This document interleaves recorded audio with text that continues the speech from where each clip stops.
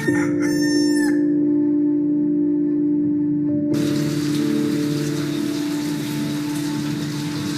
salah, salah. Salah. Salah.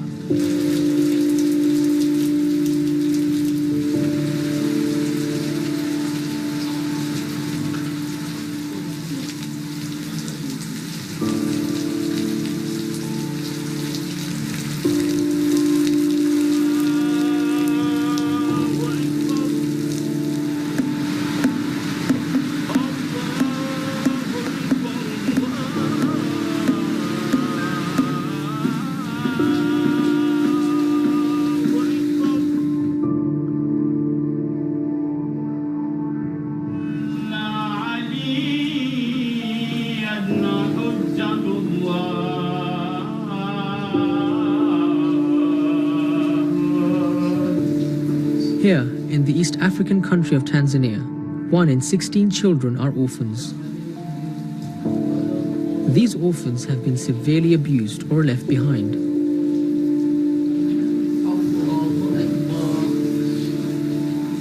Many years ago, Zeenat and Akbar Ismail felt sadness when seeing their condition and decided to help.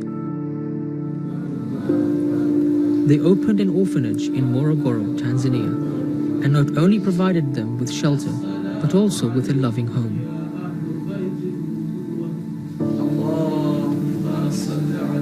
We take a visit to the Dar-ul Muslimeen Orphanage to experience what it was like to be a part of a family of orphans.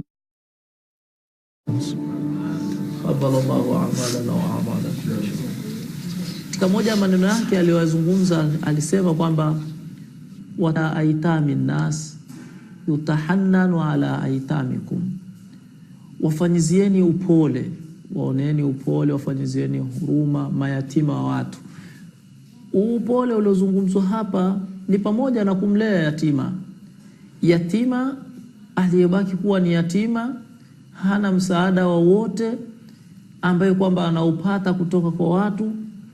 Mtu kama ni Muislamu ambaye ana uwezo wa kumsaidia msaada ule, kuhakikisha kwamba mtoto yule anapata malezi yaliyokuwa bora sawa na watoto wengine, basi Mtume anamwambia kwamba watahannanu ala aitamin nas, waoneeni huruma. Kwa hivyo mimi nimelichukua hili kwa kufuata haya maneno ya Bwana Mtume kwamba nimesoma dini, nimehitajika kuifundisha, lakini si kuifundisha tu bali kuifundisha kwa watoto ambao ni mayatima, kuwasimamia. Nikaona kwangu mimi ni jambo tukufu sana. Kwa hivyo nikaona ni na umuhimu sasa wa kuhakikisha kwamba ninawasimamia watoto. Lakini pia kama si maneno haya Bwana Mtume, na changamoto ambazo kwamba unazozipata katika masuala mazima ya usimamizi wa watoto, unaweza ukakata tamaa na ukaamua kuacha kazi. Maana wewe inakuwa hapo. Sawa? Ukishamaliza Allahu Akbar, Allahu Akbar, Allahu Akbar, hii inabaki hapo hapo. Sio tena unaichukua unafanya hivi, mara unafanya hapa. Tuna watoto takriban 40. Hawa watoto ninapoishi nao vizuri, ninaamini katika wao, hata kama si wote watakaokuwa na uwezo, katika wao wapo ambao watakaokuja kunisaidia, ima mimi katika uzee wangu, ama nimesha kufa watakuja kuwasaidia watoto wangu na familia yangu. Kwa hivyo kwa hakika wananiheshimu na wananichukulia kama baba, wananichukulia kama kaka, yani vyote vile wanavyo kama ustazi, wananiheshimu. After the prayer, the children are fed a filling breakfast before they head to school.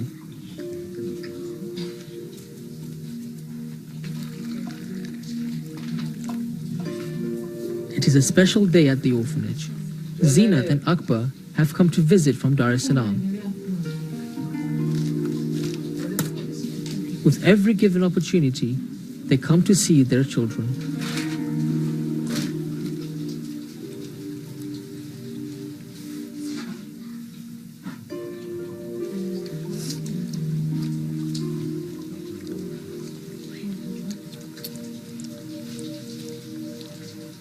Zeenat sits with them, talks to them, feeds them, and makes them feel loved. Assalamu alaikum.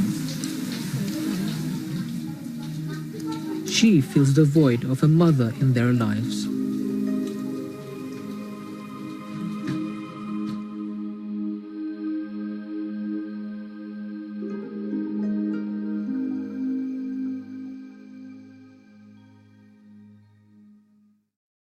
My name is Zeenat. I was born in Zanzibar, and then we moved to Dar es Salaam, and I got married in 1997. We had 2 children, and we moved to Morogoro town. Here I had my 3rd baby, and at that time I faced a lot of trials and tribulations in life, and I felt like taking a positive step and doing something for the needy in my area, as to bring peace into my own life. And I began distributing milk and popcorns to the poor children in the neighborhood and in the villages nearby. I have a very supportive husband who agreed for this with the mothers. And over there, I saw children who were so happy to see us, to have the milk and the popcorns. And some children were so poor, they hardly had clothes to wear, and they were really, really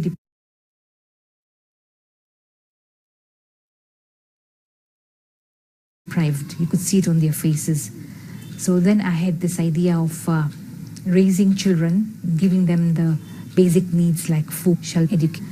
And it was mine, but he'd do everything to support me.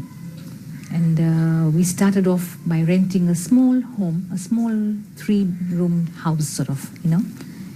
And we started with 4 children and had a maid for them who would look after them, when we ourselves lived very nearby them.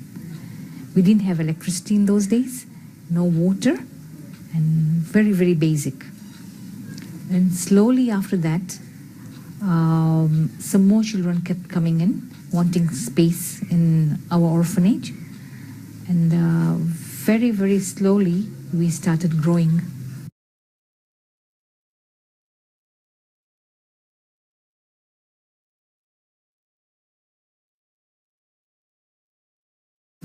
We received help from various communities. And then we had enough money to purchase that particular land where the house was. It was to have some of these fundraising programs in Morogoro town for ladies, and we collected enough to purchase a second land that was near the one that we had. When my 3rd baby was born, I sort of was told that he might not be all right, you see. But then, alhamdulillah, with the passing of a few months, we found that there was nothing wrong with him, and I was so thankful to Allah, the Almighty. How else could I thank him? I wanted to do something that would benefit his creation. And what was the next best thing? I mean, my child was perfectly all right. So the least I could do is do something for those who didn't have parents, or those children who didn't get a chance in this life. That was my passion. It is now time for school. The children's clothes are washed and ironed.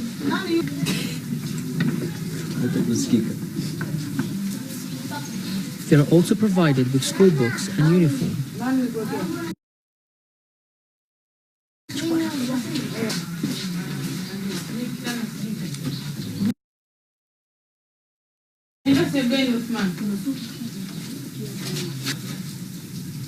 Malim's wife, Khadija, and Zeenat get the children ready for school.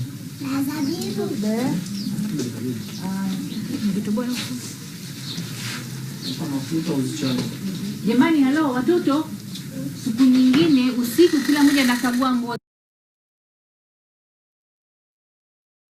zake, sawa? Kama kuna kitu ya kushona, soksi zikae sawa. Abbas, umepata soksi? I really love him. I don't know, I'm very much attached to him. He is such a clever boy. Really. Smile. when I know that they've come from an extra difficult environment, have gone through tough time, I do tend to have a softer spot for them. I somehow become more attached to those children who have really gone through tough times, you know. And it's not that I purposely do it, it's just that I talk to them more often, or I'm more close to them.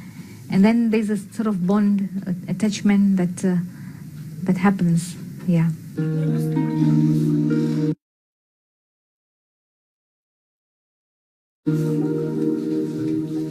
Zeenat felt it was extremely important for these children to have access to a good education. Through the experience, she realized when given access to good schools, the children performed a lot better. And when they finished their primary education, Zeenat and Akbar found that the children were able to secure places in secondary schools. This inspired her to send all her children to an English medium school.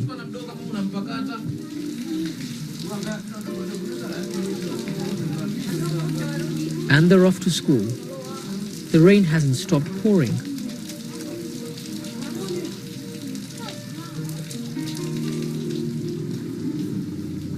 Lovingly, Akbar drives the children to school. He has become a father for them.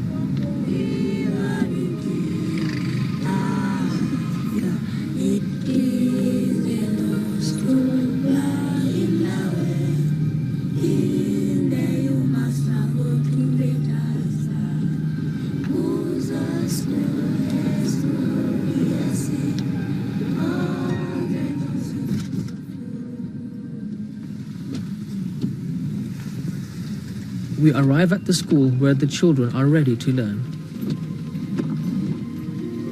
The children study at an English medium school in Morogoro. The children call you Baba. Yeah. How does it make you feel when they call you Baba? Oh, I'm proud of myself. Because I've got, even in Dar, if I go, I tell them I've got 40 children. My 3 plus 2, 43 children I've got. They're even laughing, but I feel proud of myself. I can look after them with the help of Marlene, my wife. We had one child called Adam from the dome, I think. His aunt brought him because she couldn't cope with him.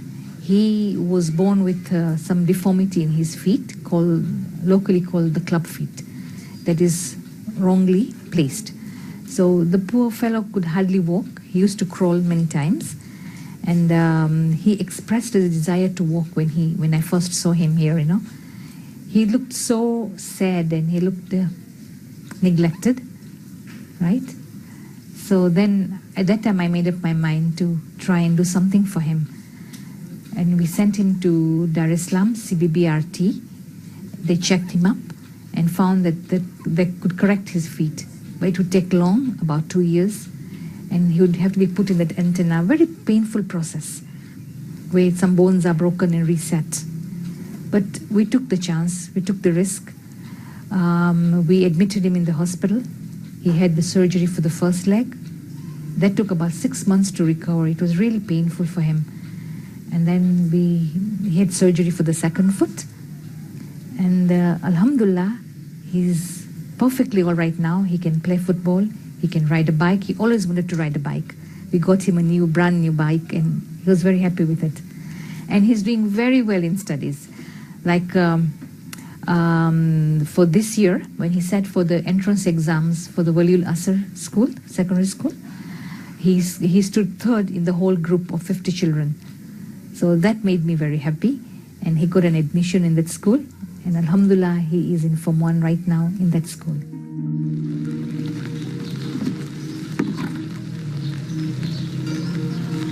Akbar and Zeenat pay special care to the appearance of their children. They ensure that their clothes are washed daily. After the children come home from school, they play a fun game of football together.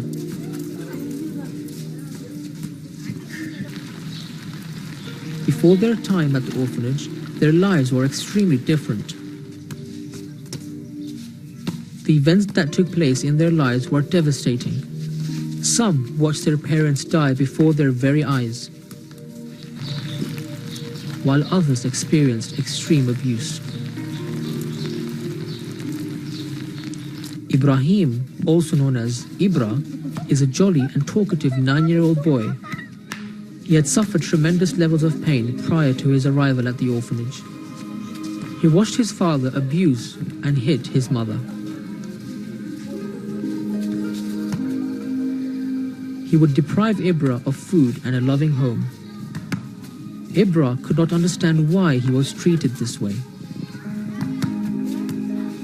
Chumbuka kanigia nini gari kanifungia ndani huyo, kapika zake wali peke yake, kachukua malage dukani, kapika usiku hiyo, kapika kala zake, kaosha vyombo vizuri, kumbe mimi namuona tu.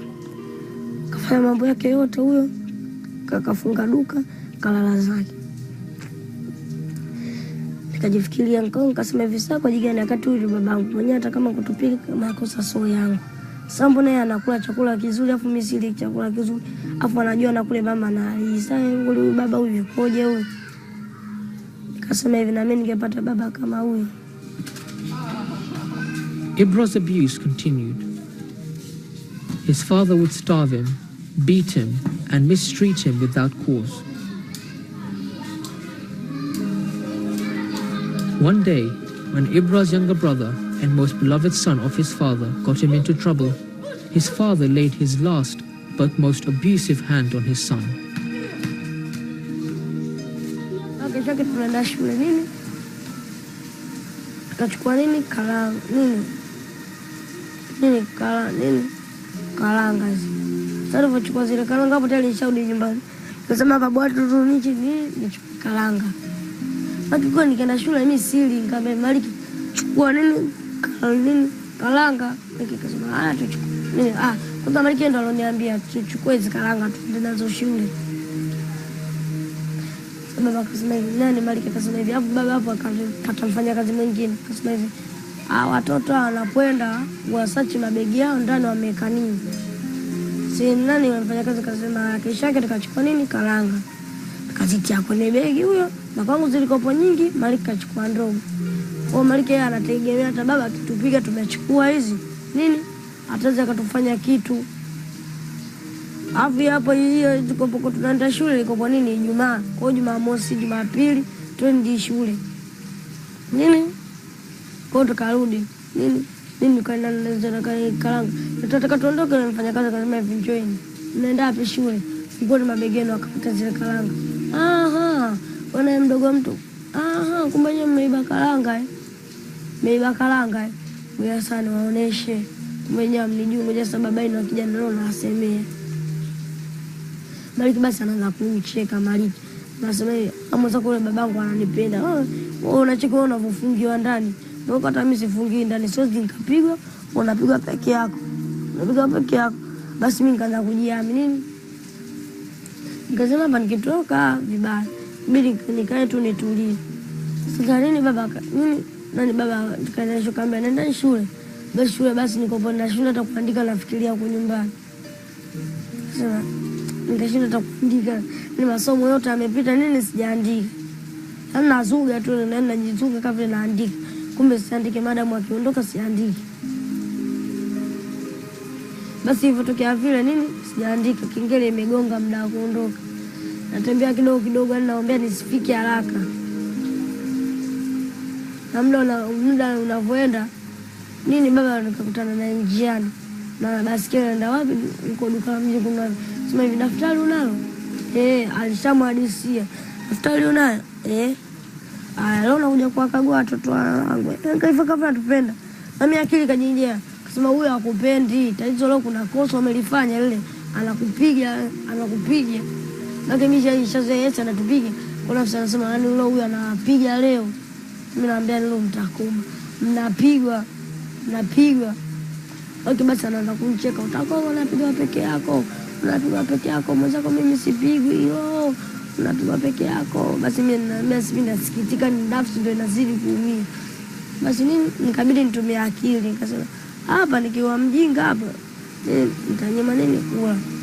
Basi nini Baba akarudi kule kutoka kazini, nikamwambia wana wao hapa tushauri tushafua tushakula. Alafu kule mizigo kulikuwa kamba, ni kamba kama hizo hapo hizo kamba hizo. Sasa nyingine yake zi sina waeke hao. Ani kama vile Yesu kwa hivi. Tukafungwa hivi, tumefungwa hivi, mikono imekaa hivi. Alafu na kamba nyingine ikapitishwa hivi, ikafungwa kwa nguvu. Ile kama ilivyofungwa kwa nguvu nini? Miguu nikafungwa kwa nguvu. Alafu yule mfanyakazi alikuwa anamsaidia ni baba kumshika. Sasa unajua baba alifanya hatua gani? Kawasha moto. Alivyowasha sasa ule moto ule, akachukua ule moto akaweka kwenye nini, kwenye mdomo wetu. Nikaungua, nikapiga kelele.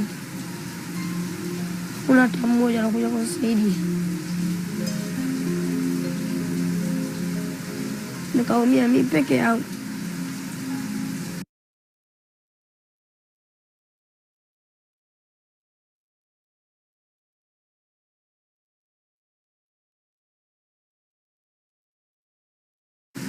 Nikajuta ngasema hiyo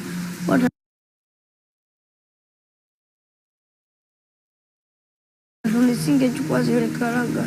Cheki zimeniponza, akapatia Maliki akachoma kidogo, ngasema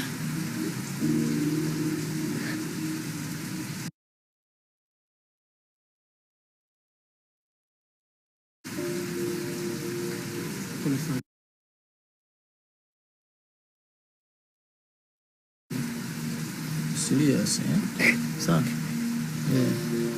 Hayo yataisha, wewe umeshafika hapa bwana. Baba amfidia kwa msema akitoka jela tusimkabidhi mpaka wao watoe hivi. Umeshaelewa? Kwa hiyo sio kwamba hapa tutakutoa baba yako akitoka jela tutakupeleka tena kwa baba yako. Utaendelea kuwepo hapa. Umeshaelewa? Niko tulia sawa. Elezea tu watu wakuelewe nini unachozungumza. After this event, Ibra's burns were discovered by his classmate, who alerted his parents. His classmate's very concerned parents informed the police. Ibra was saved from the torture of his father, but his emotional and physical scars remain.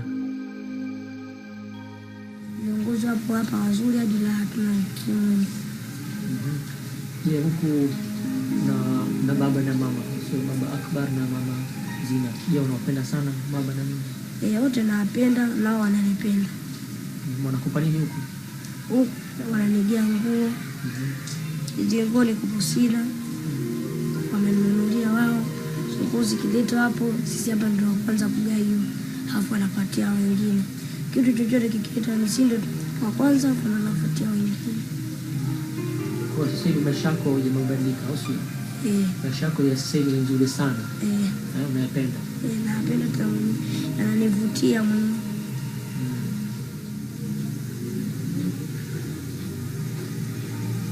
My name is William. I am 9 years old. I am Nadi 3B. Kwa jina naitwa Ali Hasani. Nasoma nguzo na miaka 11.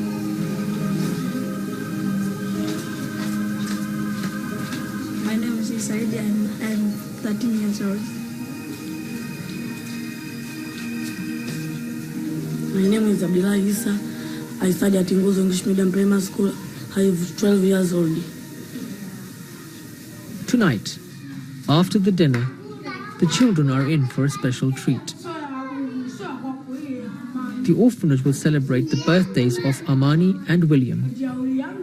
Malim's wife, Khadija, affectionately baked and is now icing the birthday cakes for the boys.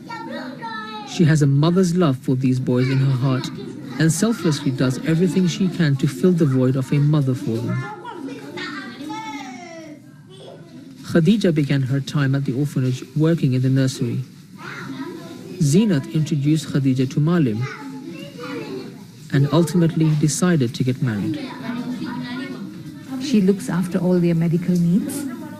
They're taken to the hospital when they're sick, and she ensures that they all have their medicine according to time. We have a book of records. She ensures that the menu is followed. I prepare the menu, stick it on the board, and she has to make sure that everything runs according to the rules and regulations. The children love her as well. She is a teacher by profession, and she runs a small nursery class in the morning when our own children have gone to school for the poor neighborhood. And she bakes cakes for them when it's their birthdays, and she does all these sort of motherly things for them. Basi tukafanya utaratibu ule, namshukuru Mwenyezi Mungu akaleta neema, basi nikaa nimefunga naye ndoa. Tulifungia ndoa Dar es Salaam pale kwa mzee mmoja anaitwa mzee Haji Swahibu ambaye ndio msimamizi wa shule ile ya wale Asr. Basi akawa ni mke wangu. Kwa hivyo gharama zote za utaratibu wa masuala ya harusi ni Sister Zeenat ndiye alitoa mchango wake mkubwa kwa kuweza kuhakikisha kwamba harusi yangu inaweza kufanikishwa. Kwa hivyo namshukuru pia Mwenyezi Mungu kwa kunijalia kuwepo hapa. Amenijalia nimeweza kuingia katika kupata sunna ambayo ni ya Bwana Mtume, kuweza kupata mke. Wakati nilipokuwa nyumbani nilikuwa sina mke. Kwa hivyo hizi zote ninasema kwamba ni katika neema tu za Mwenyezi Mungu kwa ajili ya kuwahudumia hawa watoto. Before the children have their dinner, Malim gathers them in the common room for a short prayer. They remember all those in need.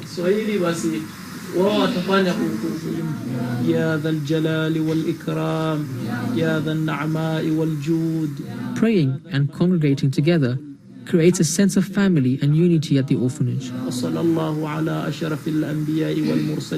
It uplifts the children spiritually and binds them in brotherhood.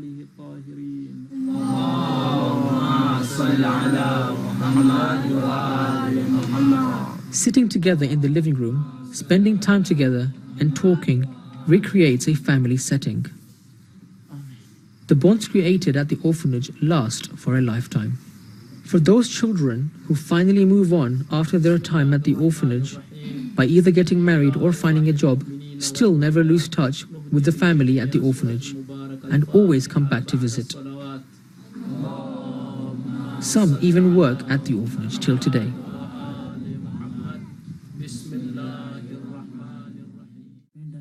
Nawapenda. Unapenda kivipi? Wapenda. Napenda kifano wao wakipata kitu wananigea mimi, na mimi nikipata kitu, siku wakipata wao mimi kama sijapata wananigea, na siku wakikosa wao mimi kama nimepata na wagea. Napendana sana.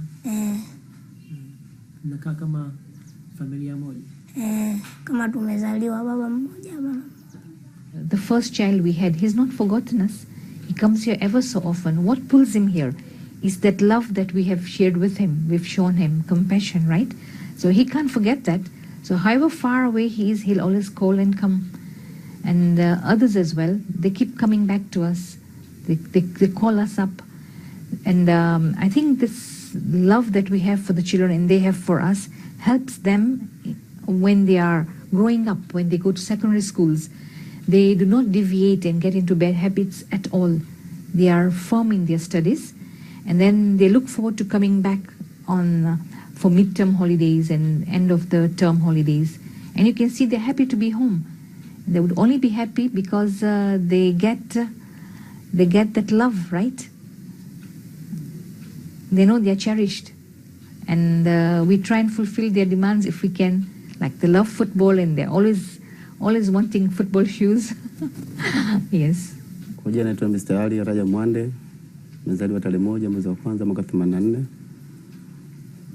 Nilikuwa kwenye mazingira magumu sana nyumbani. Nimezaliwa Boma Road, Manispaa Morogoro mjini.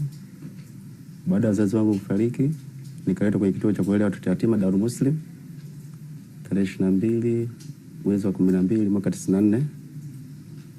Kufika hapa nikapokelewa na wazee wangu Akbar Zeenat Ismail, nikapewa huduma zote zinazostahili.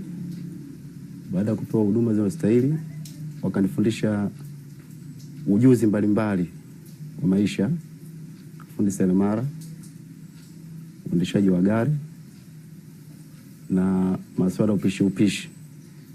Baada ya hapo nikaweza kunipatia mtaji wa kunijikimu kimaisha. Waninunulia pikipiki ili iweze kunisaidia kwenye maisha yangu. Baada ya kununulia pikipiki nikajiendeleza na hiyo pikipiki. Baada hapo, kwa sababu nina fani nyingi, nikaajiriwa kwa dereva wa Chama cha Mapinduzi wilaya Morogoro mjini. Na hivi sasa ni dereva wa Chama cha Mapinduzi, naendesha magari ya system wilaya Morogoro mjini. Wazazi wangu walezi walinilea kwa hali na mali mpaka leo hii nimefikia hapa. Kwa hiyo nawashukuru sana kituo cha Dar-ul Muslim kwa kuniwezesha kikamilifu. It is now time for dinner. Everyone sits down to enjoy a meal as a family.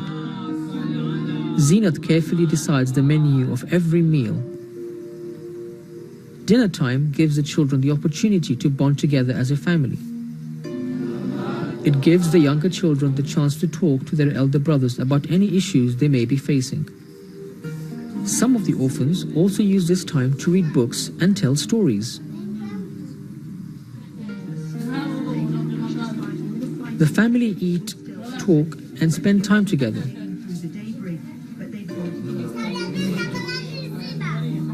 When they look around, they see a room full of siblings, comfort, security, and love. Karim, a 6-year-old boy, did not always see such happiness. Before his time at the orphanage, he witnessed an event that changed his life forever. Amefariki. Wote wawili. Na palifariki vipi baba? Baba alikuwa amepanda juu ya mti akaanguka. Hata na mama alikuwa na ugonjwa ndo akafa. Baba ulimwona alipofariki? Baba hajafa. Baba hajafa. Si kaanguka mti baba? Baba ndo alikufa, baba na mama. Wote wale walikufa. Baba na mama unakumbuka sana?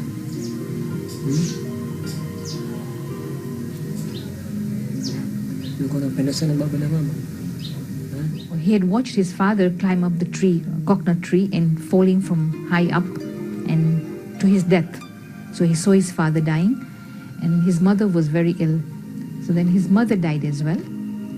Now, when the mother died, the child was with me in my home in Dar es Salaam. I had taken him for a weekend. I do that sometimes with the children as a reward, or just I take them with me to Dar. So he was with me, and then the whole of that night he wasn't very well settled. He was crying, when in fact it was his mother who was on her last breath actually. So that was and he's a very intelligent boy. When he was taken to see his mother's grave, he had a surviving uncle. So he told his uncle, he says, Njomba, you come and see me often because now I have nobody. So you must come and visit me often. And the uncle hasn't turned up as yet. So you feel, when you hear such stories, you feel sad. Yeah.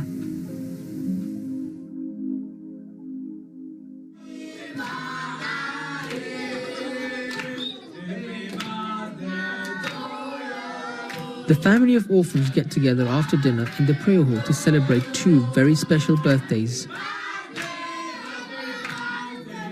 Today, it's Amani and William's joint birthday celebration. Amani, the youngest child at the orphanage, is suited up for the occasion. Zeenat, Akbar, Malim and Khadija want their children to feel loved and know they are cherished. Pictures are taken of the birthday boy. The hall is filled with laughter and smiles. The birthday party is fun and upbeat.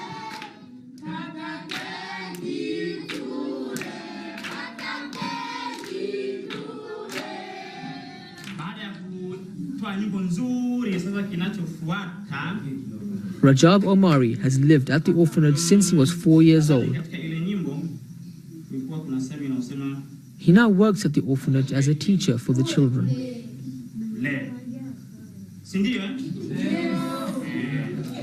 Wanazaliwa siku hii ya leo ambayo tunaye ndugu yetu mpendwa William Mpaji. William, simama, nenda mbele.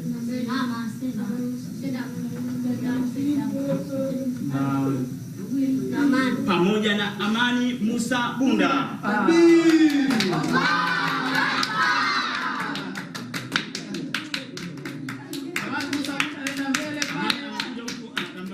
Amani, nenda mbele pale kwa Canada.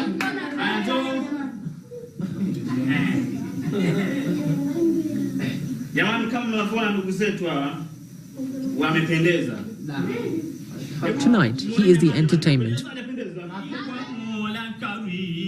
bringing life to the party by singing birthday songs beautifully to the children.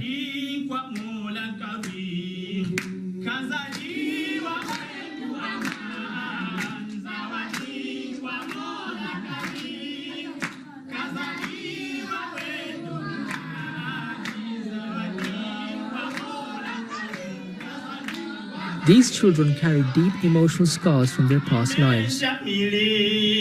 Kwa kuzaliwa wetu wawili, furaha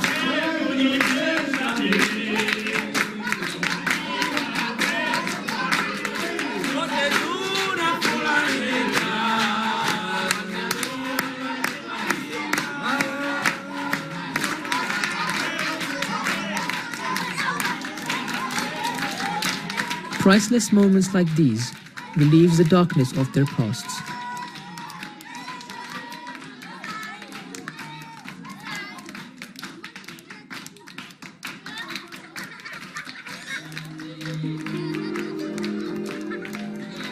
Hearts become softened and their happiness is genuinely revealed on their faces.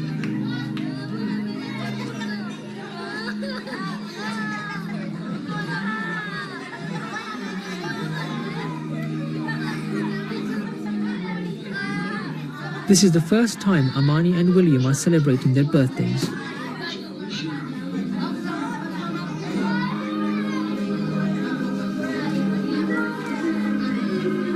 On this night, William decides to change his name to Mahdi.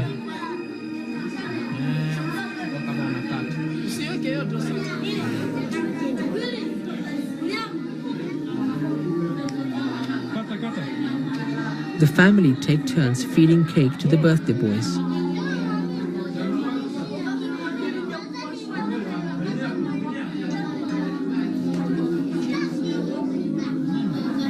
Amani, leo birthday yako leo. Una miaka mingapi leo? Miaka 6. More laughter and smiles are shared. And once again, such occasions strengthen the bonds and the love for one another. Leo birthday yako Umefurahi sana? Birthday yako ya kwanza kabisa? Ushakusherehekea birthday yako kama hiyo? Nilikuwa na kwa kwanza. Nani rafiki yako? Nani? Yuko wapi? Kwa nini rafiki yako? Shazoeana. Mimi na ushazoeana. Kivipi yani? Rafiki. Unaweza kuishi bila yeye? Unaweza kuishi bila Ibra? Unapenda sana kama ndugu? Mnalala pamoja?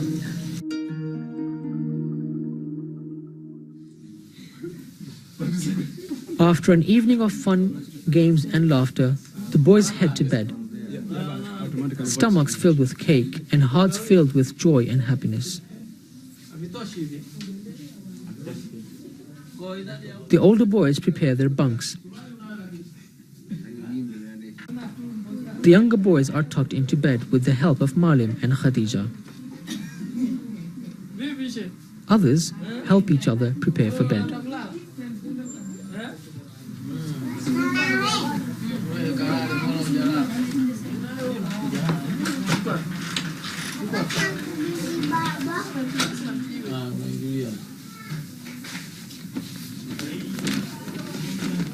The beds are lined with plastic.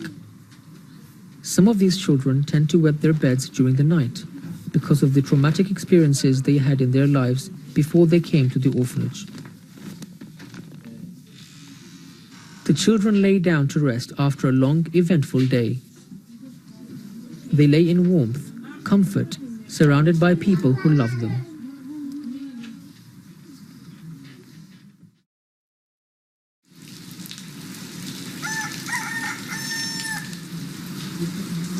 It is a sad day at the orphanage. Zeenat and Akbar are returning back to Dar es Salaam. They feel heartbroken to leave their loving children behind.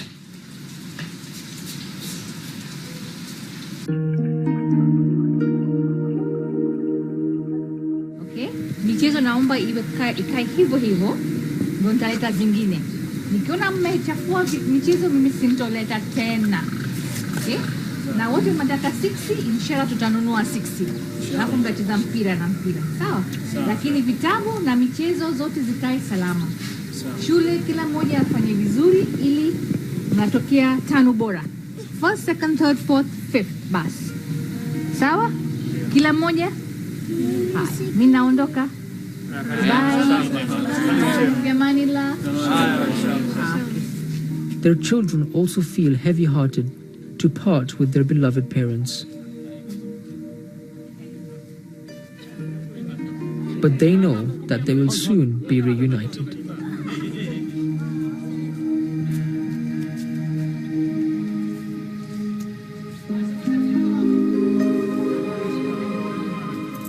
Zeenat and Akbar leave the orphanage in the capable hands of Malim and Khadija.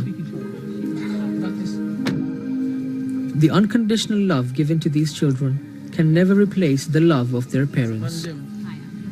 However, it lessens the pain of their loss. Zeenat and Akbar's unique story is a lesson for us all. Their inspirational work shows us that one does not need to have vast resources to make a difference. All you need is the passion, compassion, and a sincere intention.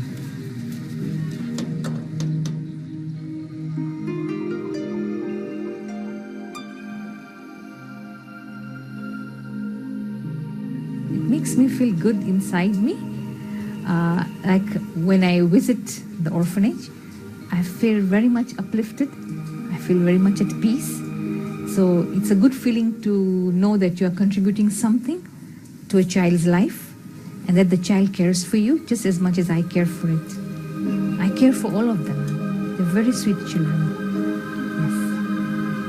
And I hope one day they'll all have university education